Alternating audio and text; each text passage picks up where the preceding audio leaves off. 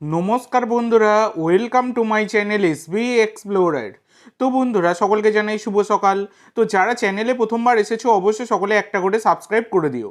তো যে আপডেটটা মেনলি দেবো আজকের ভিডিওতে, যেটা নিয়ে আলোচনা করতে চলেছি, সেটা হচ্ছে আইএসএলের মোহনবাগান তারা তাদের দ্বিতীয় ম্যাচে মাঠে নামতে চলেছে, যেখানে তাদের প্রতিপক্ষ হচ্ছে চেন্নাইন এফসি। তো এই ম্যাচটা কিন্তু আজকে সন্ধ্যাবেলা 7:30 থেকে হতে চলেছে। তো এই ম্যাচের লাইভের বিষয়বস্তু তোমরা কিন্তু পেয়ে যাবে, সেই কারণে অবশ্যই এসবি এক্সপ্লোরার ইউটিউব চ্যানেলটা সাবস্ক্রাইব করে রাখো এবং এসবি এক্সপ্লোরার টেলিগ্রাম চ্যানেলটা অবশ্যই সাবস্ক্রাইব করে রাখো। তাহলে কিন্তু তোমরা লাইভের বিষয়বস্তু পেয়ে যাবে। ম্যাচ শুরু সন্ধ্যে 7:30টার সময়, সেই সময় তোমরা কিন্তু লাইভের বিষয়বস্তু পাবে। তার আগে বারংবার মেসেজ করবে না। আর একমাত্র এই ভিডিওর পিন্ড কমেন্টে আমি তোমাদেরকে বিষয়বস্তু দেবো, আর এইদিকে টেলিগ্রাম চ্যানেলে দেবো।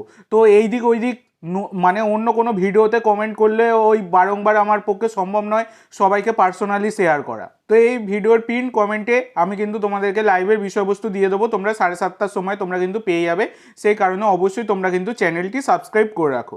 তো এবার যে আপডেটটা মেনলি তোমাদের সাথে আলোচনা করব, সেটা হচ্ছে আজকে যে মোহনবাগানের সাথে চেন্নাই এফসির ম্যাচ রয়েছে, এইটা মোহনবাগানের কাছে খুবই গুরুত্বপূর্ণ।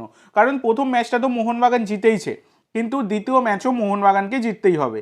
কারণ এখন যা মানে এবারের যে লিগের ফরম্যাটটা হচ্ছে, এখানে কোনো পয়েন্ট মানে হারালে চলবে না, কোনো পয়েন্ট নষ্ট করলে চলবে না যদি চ্যাম্পিয়নশিপের দৌড়ে টিকে থাকতে হয়। তো সেক্ষেত্রে যেমন মানে পয়েন্টস পেতে হবে, তেমনি কিন্তু গোল ডিফারেন্সও বাড়িয়ে রাখতে হবে। তো আজকে শোনা যাচ্ছে কোচ সের্জিও লোবেরা তিনি ফরমেশনে কিছুটা বদল আনতে পারেন। কারণ গত ম্যাচে আমরা দেখেছি অ্যাটাকিংটা একটু কমই হচ্ছিল, তো সেই জায়গাটা মাথায় রেখে আজকে ফরমেশনে কিছুটা বদল আনা হতে পারে। তো কেমন হতে পারে মোহনবাগানের প্রথম একাদশ, সেইটাই আলোচনা করা যাক। তো দেখো, 4-2-3-1 ফরমেশন নিয়ে এর আগেও আমি ভিডিওতে আলোচনা করেছি, তোমরা যারা দেখেছো তোমরা সকলেই জানো, তাই এক জিনিস আর বারংবার আলোচনা করছি না। তো আজকে 4-4-2 ফরমেশন আর 4-3-3 ফরমেশন নিয়ে আলোচনা করব।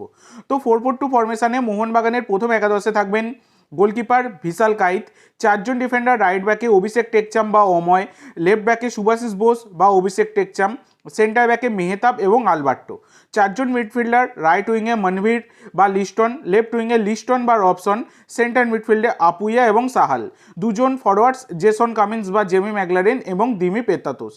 তো দেখো, এখানে কিন্তু সাহালকে নামানো হতে পারে মাঝ মাঠে, কারণ খেলা তৈরির জন্য।